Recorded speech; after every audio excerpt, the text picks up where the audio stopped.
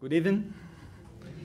So I would like to ask you your patience because it's just my second lecture in English. And this second one is also a new subject, so everything is new for me here. And today is a special day for me because it's my wedding anniversary. I'm doing 15 years. And Lilian is in Brazil now. Hello, Lilian. Sweetheart. Probably she's watching us through the internet. So I love you. So thank you so much. So let's talk a little bit about what we leave behind. As you know, guys, here in the Kssf, we have a project called Green. So we have some initiatives related to this project. One of these initiatives is this kind of lectures, okay, about the subject, the environment and sustainability. And so let's talk a little bit about that. This title is a little bit mysterious, but you will see that it's not so much. The agenda is going to be the ecological footprint, the waste, the energy, the food, and transportation. So the idea here is to talk a little bit about each one of these aspects of our life and try to understand how this different aspect of our life has impact in the environment, in the nature in general. So in order to do a connection between this subject and the Spiritism, let's start talking about the triple aspect of the Spiritism. So we know that the Spiritism is a religion, is a philosophy, and a science altogether. So the religion is something that connects us to the God. The philosophy helps us to understand the reasons, the motivations of life, né? And the science helps us to understand what's around us. In this lecture, we will put the emphasis in the science aspect of the Spiritism. I know that it's not so common. The most common kind of lecture in the Spiritism houses are related to religion and sometimes philosophy, but today we will put the emphasis on the scientific aspect of our doctrine, okay? But start with the religion and the philosophy as well, because moral, ethics is part of philosophy. Let's talk a little bit about the moral law of preservation. The letter is small on the screen, but it's not a chapter, it's a topic in the book 3 of Spirit's book. And there is some very interesting questions. I like to mention always that the Spirit's book was written in the end of the 19th century, so it's a long time ago. And sometimes it's very interesting because the topic, the questions and the answers are very, very contemporary, because just like that. Né? How can human beings know the limit of what is necessary? Né? Nowadays, né, we see a lot of discussion around that. Né? If what I'm doing is beyond my necessity or not. Né? Wise men and women knows by intuition, while many others learn through experience and their own expense. So, first of all, he's talking about, he's mentioned here, or he or she, the intuition. So, intuition is something that is very deep in your mind. So, if you know by intuition, it means that you know somehow. Or you can learn based on your experiences. So you can try and see what's the results. What is not the best approach. How the nature outlining the limit of our needs in the requirements of our physical makeup. Has the nature outlined the limits of our needs in the requirements of our physical makeup? The answer is yes. So the nature defines a limit, but we need to figure out where is this limit. We don't know, but there is a limit for that. And again, it's very common nowadays, the discussion about this limit. What's the limit of the nature versus our demands? And on the right side of the screen, we are seeing some comments from Allan Kardec. This is in the left side are the questions and the answers from the spirits. And the right side are one comment from Allan Kardec. In that moment, his point here is it's hard to define the boundary of the civilization, because this boundary is always enlarged. A boundary, let's say 200 years ago was one, and nowadays this boundary is different because our needs change, the technology evolve, and so on. So it's interesting because Allan Kardec is saying that the solution is not a life just like the savage, It's good to have this kind of evolution, the evolution of civilization, the new technologies, and so on. But at the same time, it's necessary to be aware about the impact of these new frontiers. So it's a trade-off here. You can do more with the evolution of the society and the civilization, but it brings to us more responsibility. So let's start now talking about one interesting concept here, which is ecological footprint, or EF, short for EF. The ecological footprint is a measure of the demands made by a person or a group. So it's a way to measure how the quantity or the amount of the resources necessary for one group, one person, or one group of people. In terms of natural resources, it has become one of the most widely used measures of humans' effect upon the environment. It was important, this definition was important because it creates a way to measure the impact of our actions and make some comparisons between different countries or different places or even different time.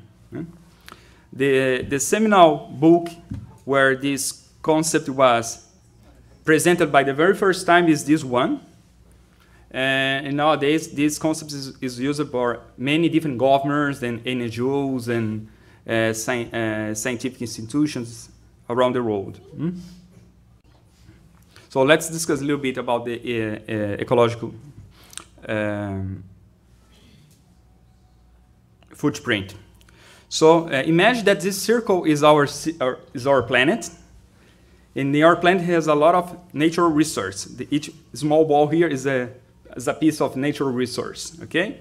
In the right side, we have us, the humankind, with all your different demands, like for water, energy, clothing, healthcare, personal care, and so on. All different kinds of demands. So in order to fill these demands, is necessary some natural resources. That's why we have this arrow here. But when you fill these demands using natural resources, some of them are missed. We are using these natural resources. And the system is able to recover some of them. So we are using, and the nature and the system recovers a little bit of that. But not all. So, at the end of the day, it's possible to have this kind of situation where we use all the resources and there is no more natural resource in the system. So, the name for this moment is overshoot.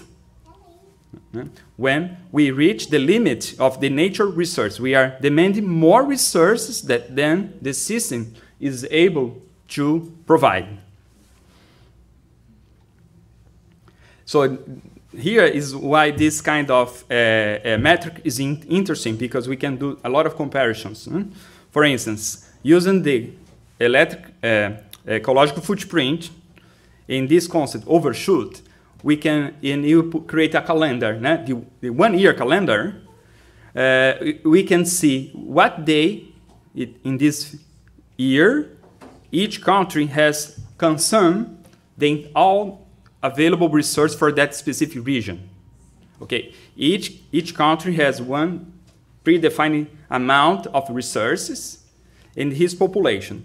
When that population consumes more than the resources available in that region, this is equal to the overshoot day for that country. For instance, in the United States, the overshoot day was in the March 18th. So in March 18, we had consumed all natural resources available in this region. In order to do a comparison, in Brazil, it's going to be next week.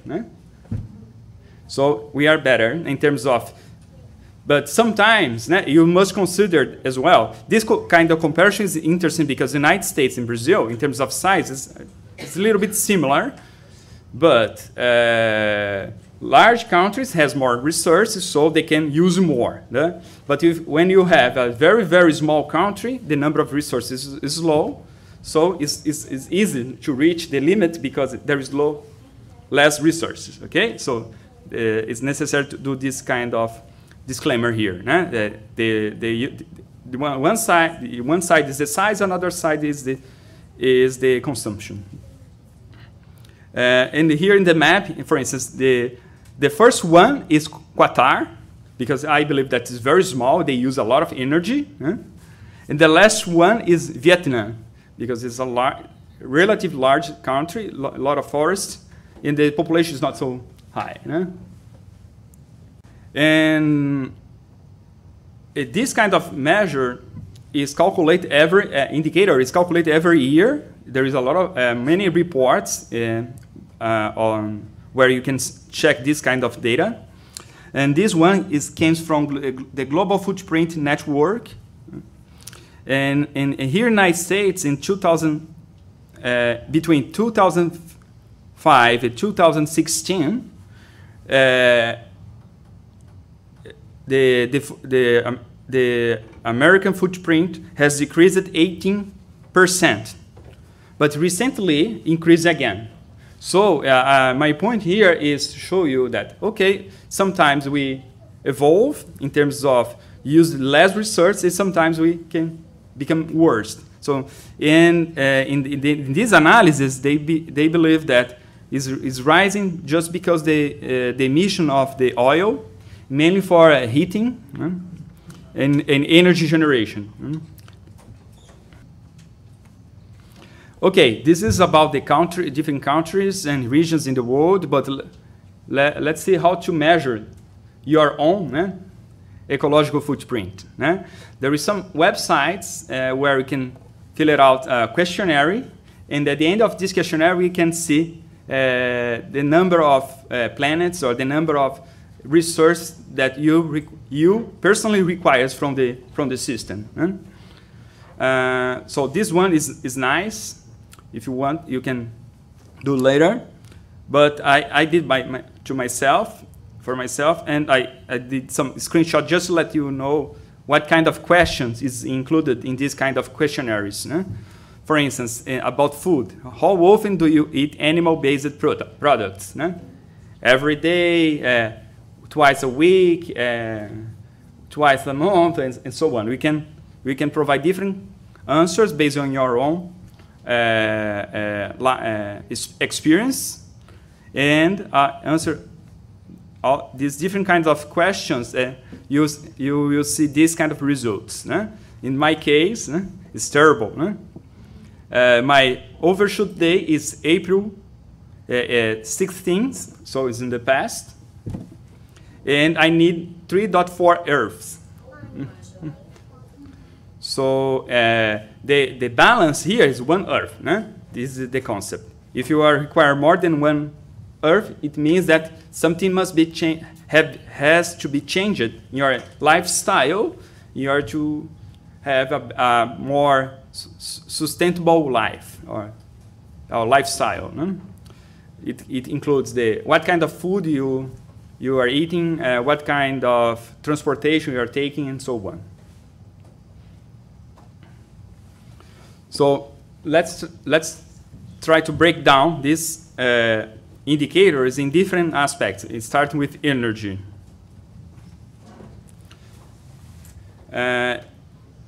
This is a diagram in order to see what's behind the switch when you turn on and turn off. So when you turn on a light, that energy, the electrical energy, is in our home because there is a distribution company. Here in Florida, it's a FPL.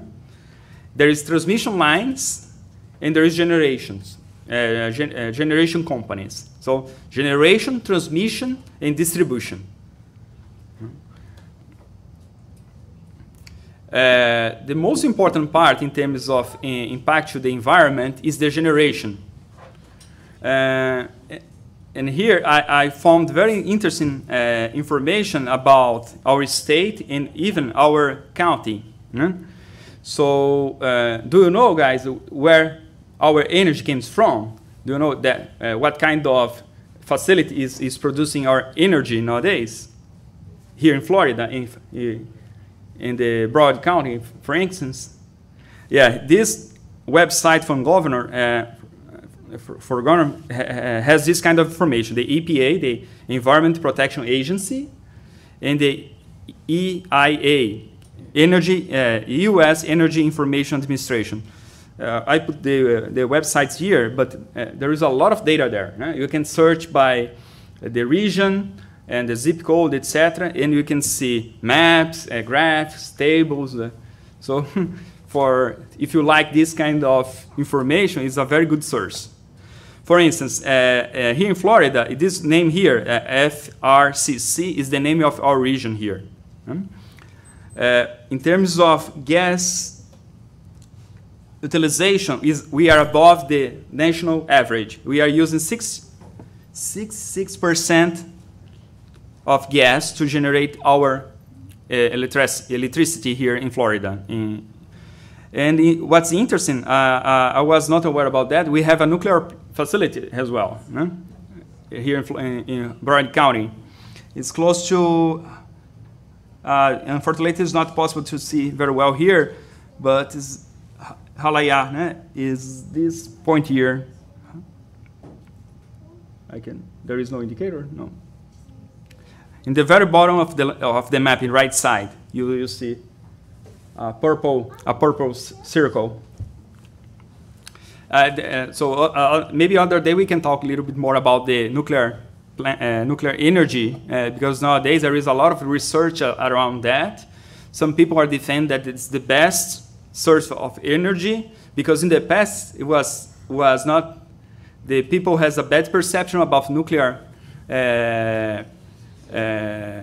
facilities or energy generation due to the geopolitical reasons, because the subproduct of the nuclear plants is plutonium, and you can create bombs using this plutonium. And nowadays they have other technologies, the other kind of nuclear plants that can produce a lot of energy using another elements, and the subproducts are no longer plutonium; is other subproducts. So even Bill Gates is investing a lot of money to incentivize the development of this kind of technology.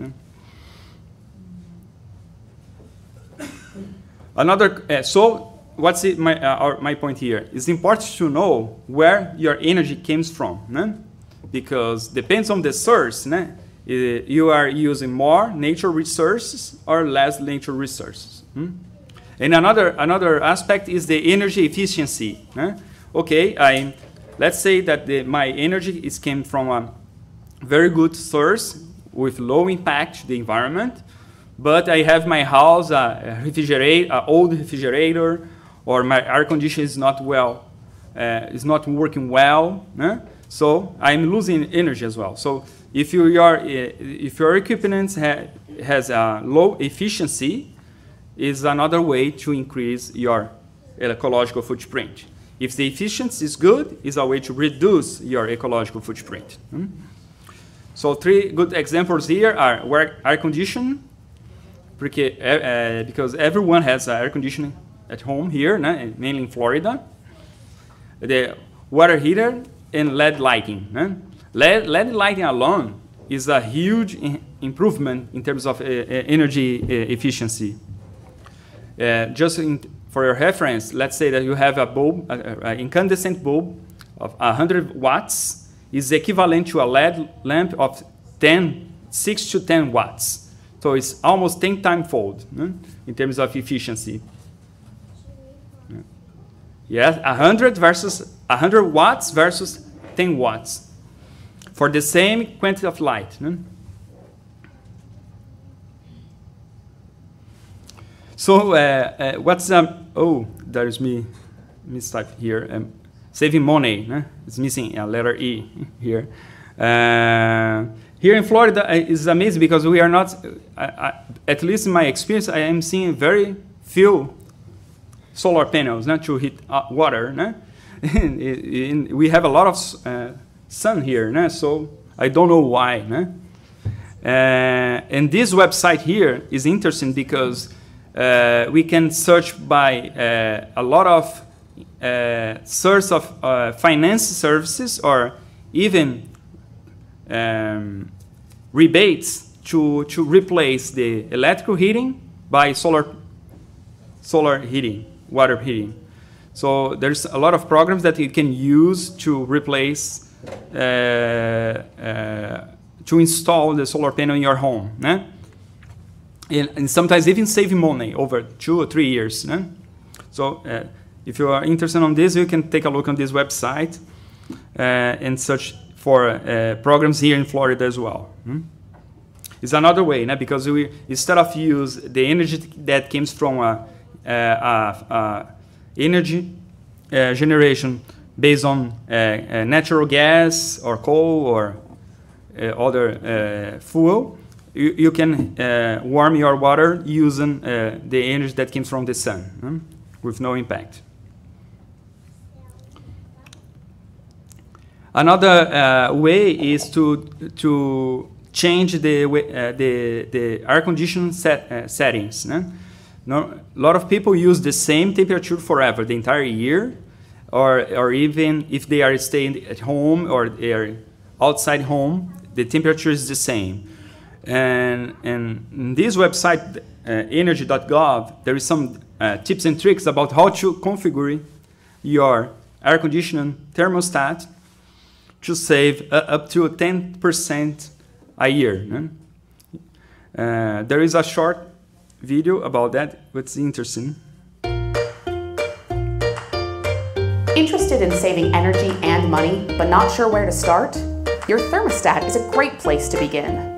By adjusting your thermostat 7 to 10 degrees from its normal setting for 8 hours a day, you can save up to 10% a year on your energy bill. That's approximately $83 a year. Score! So, at what temperature should you set your thermostat? In cooler months, aim to keep your thermostat set to about 68 degrees when you're home and awake. Not used to that temperature? Grab a blanket. Not here. Invest in a new pair of slippers. Make yourself a cup of tea. Once your body adapts, your wallet will thank you. And at night, you can nudge that thermostat down a little more. Your pajamas and blankets will help keep you cozy. Going on vacation? You can set your thermostat to around 55 degrees to save even more energy without worrying about your pipes freezing. In the warmer months, keep your thermostat around 78 degrees when you're home, then nudge it up when you leave. Still feeling a bit warm? Invest in a fan. Ceiling fans allow you to set your thermostat about 4 degrees warmer without feeling a noticeable difference. Just remember, fans cool people, not rooms, so be sure to turn it off when you leave. If you want to have even more control over your home's heating and cooling systems, consider purchasing a new smart thermostat. These devices learn from your daily habits and adjust accordingly to times you are away from home and are sleeping. This can help to further maximize your energy savings. For additional ways to use energy more efficiently and lower your energy bills, visit energysaver.gov.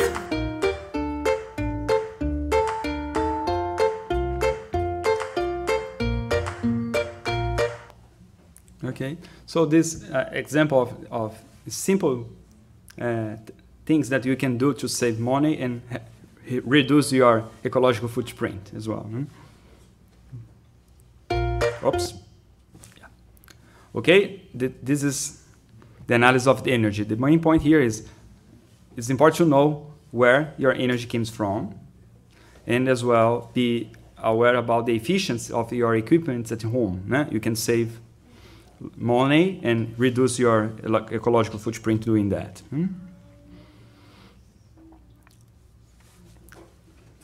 So in terms of waste, we have this cart here, the green and blue in front of our home. But it's not magic, you know. You put the waste there and suddenly they disappear. No, no, the waste is going to another place. Let's follow the way of the waste. So normally the first destination is this kind of stations, transfer stations. The truck collect the waste from different neighborhoods and put in, and they concentrate all this waste in a place. You are to transfer from small trunks to large trunks. And here is the transfer stations here close our Kssf.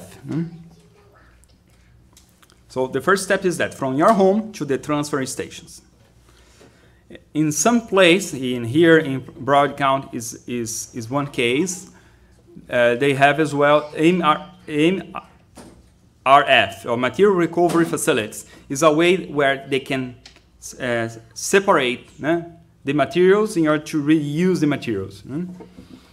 So, and Broward County has this kind of facility. I didn't find update information about that. This presentation was presented on June 2012. It's almost 7 years ago, more than 7 years ago. So, but I believe that is still a reality. They still have this kind of facility here in Broward County. But the point is, okay, it's great. They are separate these different materials in order to give a better destination for this waste. But if you see the kind of equipment necessary to do that is a lot of energy, just to separate the waste.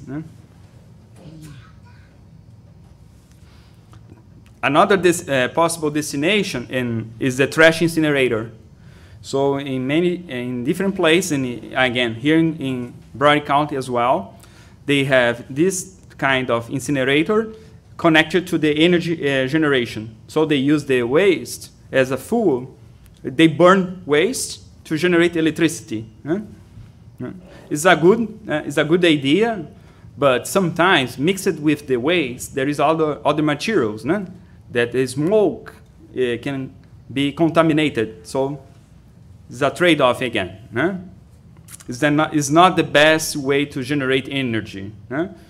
They are doing that because the demand for energy is high, and there is a lot of waste. So let's use the waste to generate energy. This facility is close to the airport.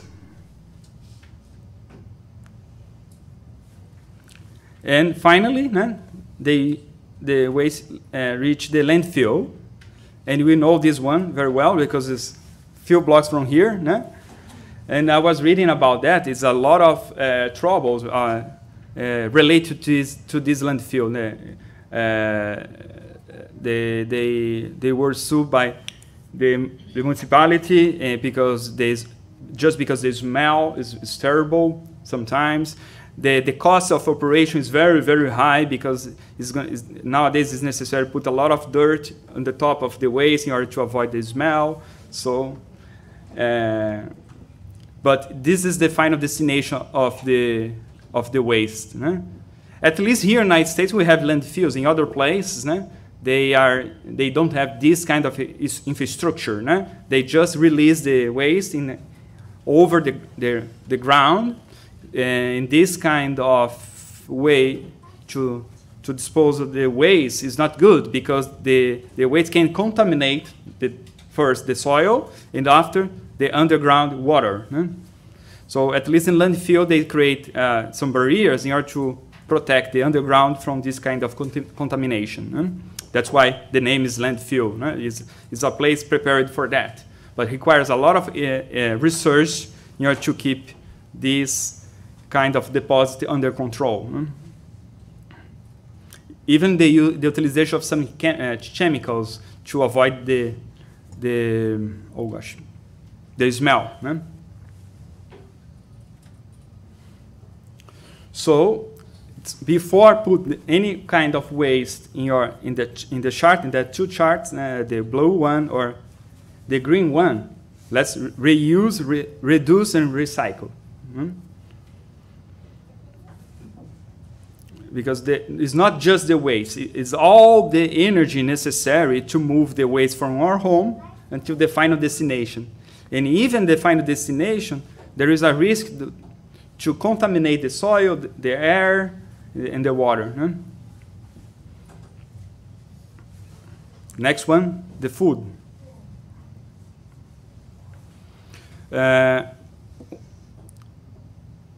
There is a concept that is used by, in this area called virtual water. I don't like this name virtual because it looks like there does not exist, but exists. But virtual water is all water necessary to produce or transport one good, one product from one place until the point of consumption. Okay? So, for instance, when you are buying a water bottle, the virtual water is not just the water that's inside the bottle, but as well the water necessary to produce the plastic around in the package, in the transportation, in the manufacture of that plastic and so on. So all water necessary to produce one specific product and transport this product from the production place until the point of consumption. For instance, it's terrible here, chocolate. To produce 1 kilogram of chocolate is necessary more than 17,000 liters of water. In the entire process, from the plantation until the shelf. Beef is terrible as well. If you're a beef lover, for 1 kilogram of beef, over 15,000 liters of water, and so on. So it's important to be aware about these kind of numbers, because knowing that, you can change some small things in your day by day, this small change will have impact in your ecological footprint again. And normally, when the people are doing campaigns about the water utilization, the emphasis is always your domestic usage. Reduce the shower time, close the tap when you are brushing your teeth, and so on. It's important, but the consumption, this kind of consumption is very small when you compare with virtual water.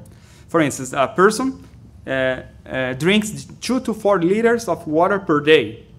But if you consider everything that one person consumes over one day, in order to produce that, all these things is necessary 2,000 to 5,000 liters, much more than 1,000 times more than necessary to our own consumption, the water that you drink. So the virtual water is important concept in this area as well, and be aware about the utilization of water for different products is a good way to think about what should I change in my day by day in order to save some water. No?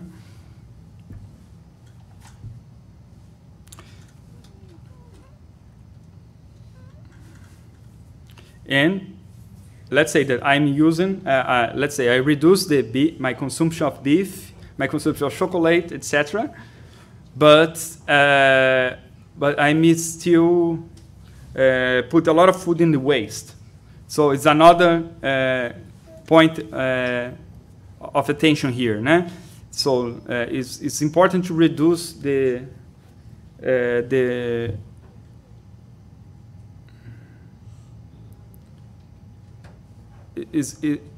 it's important to be aware that I'm going to buy just the amount of food or the quantity of food that I'm able to consume. Né? And here in the United States, is this kind of loss is very of loss is very important. Né?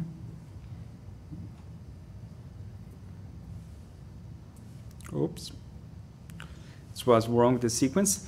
The next one is the transportation. So it's common, this kind of scene. Eh? This is I-95. Eh? Many cars, one person per car. Eh? It's stay in the line for 1 hour, 30 minutes, 40 minutes, eh? With air condition on. Eh? So it's something that has a huge impact in our ecological footprint. Eh? The commute time, eh? What kind of transport system you use to go to the work and return to work, to commute. So this infographic is interesting to have a reference in terms of impact of different kinds of transport system. So the idea here is, let's say that you would like to go from London to this ski place in France called Kssf. So by train, you can travel 835 kilometers. So they calculate the amount of carbon necessary to do this trip from London to this place in France by train. And after that, they estimate what distance is going to be possible to reach using different kinds of transportation. Ferry, for instance, instead of 835 is 439. Using a bus, 393. But in the right side, by plane, instead of 835 by plane, is 67 kilometers only. So the flight, in terms of impact to the environment, is very, very high. And I was surprised that with small car or big car, it's not so different than by plane. In my mind, it was different. I was thinking that by car, the impact to the environment was much lower than that. But if this information is correct, we can say that is almost similar to the plane. So is another aspect of our life to think about our ecological footprint. So what we should do with this information? So, for instance, I would like to visit my parents in Brazil. So this kind of travel, there is no way. I go by car. No, there is no way. I saw an interview in NPR with a specialist on this area. I saw, no, listen. And they are in Europe. They are thinking about something like that. The important, they would like to reduce the frequency, but not the number of travels. Let's say that if you're a person that take a plane every week, so the tax over the flight ticket is going to be higher than if you take a flight just once per year, for instance. They are thinking something like that, the different the tax over the flight ticket is going to be based on your frequency. So it's a kind of initiative in Europe. I don't know here in the United States, but they are thinking about that because they would like to use this money to invest in another transportation system. And not just the planes, the impact of the aviation is not just related to the fuel, the engines, or the smoke by itself. This article that I read said that the impact of the condensation trail, you know, when you see the plane in the sky, that small trail is higher than the fuel by itself, the carbon that comes from the gasoline, because these clouds reflect the sunlight back to the earth and contribute to warming the climate change. So they warm the environment. It's amazing, because you say it's a small trace in the sky, but there is a lot of studies saying that the impact of this condensation trail is higher than the smoke that comes from the engine or the turbo.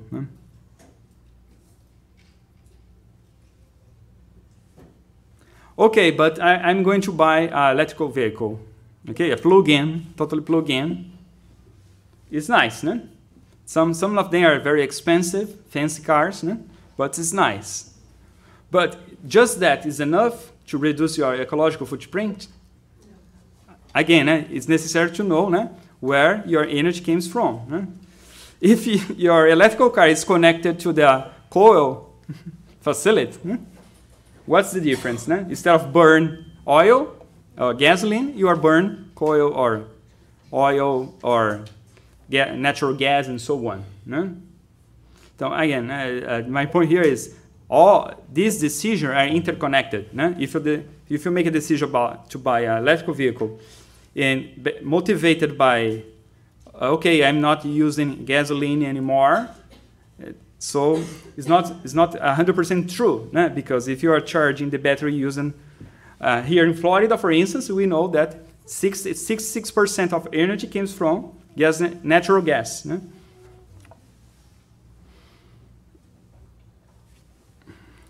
So maybe a better decision sometimes is the public transportation. This picture is very famous in the internet, so they are doing a comparison between one bus in the space in the street versus the number of people inside the bus. Bicycle, the number of people versus the space of bicycles, versus cars versus the number. The space of cars versus number of people. So it's obvious that for the same space, you can transport much more, a higher number of people using a bus than a car, or even the bicycle. So it's one decision possible is that let's use the public transportation. But I know that here in South Florida is not so good. So I use sometimes the Route 55. The quality is not good, unfortunately. In other places, here in the United States, they are very good. In Europe, it's another level, but it's not. Sometimes we don't have option here. And another possibility is work from home, because there is some research saying that most of the time of the people is they commute from home to work and vice versa, this kind of commute. So nowadays it's very common, the people work from home. So if you work from home, you save a lot of money, and as well you reduce your ecological footprint.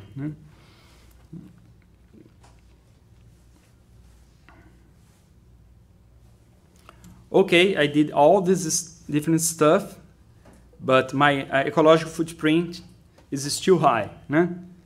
So what I can do more? There is a concept called carbon offset. So let's say that I'm using 3.5 plant earths. So I'm generate, let's say, 10,000 of carbon per year, 10 tons of carbon per year. I do like to reduce my ecological footprint, pay for someone, remove carbon from the system and put the carbon in another place. What a good way to do that. Using plants, because plants, they are very efficient doing that. They capture the carbon from the atmosphere, they put the carbon inside the molecules in order to grow. So it's one way to do that. So, and there is some website where you can find, okay, I would like to compensate or to do the offsetting of 10 tons of carbon. So you select some projects, you define the quantity, and you pick and choose which one you would like to contribute. So for instance, this one, you can pay for my 10 tons of carbon, we can pay $78 for this project to build new renewable energy sources. Or the other project in UK, they plant tree planting, so they can plant trees in your behalf, in order to compensate this number of these tons of carbon. So it's interesting, but do you believe that's the solution? Like, okay, doesn't matter, I'm using 3.5 planets per year, I have a lot of money, so I'm going to put $1 million per year to compensate all my ecological footprint. Do you believe that's the solution? Yeah. Why not? Because there is a delay.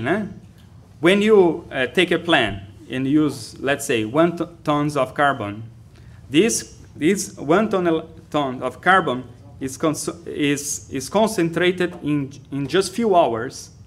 In order to capture this amount of carbon from the atmosphere and transfer from the atmosphere to the plant, requires a lot of time. So the consumption is almost instantaneously, and the capture is over the time. So that's why the offset is a good initiative, but it's not a solution.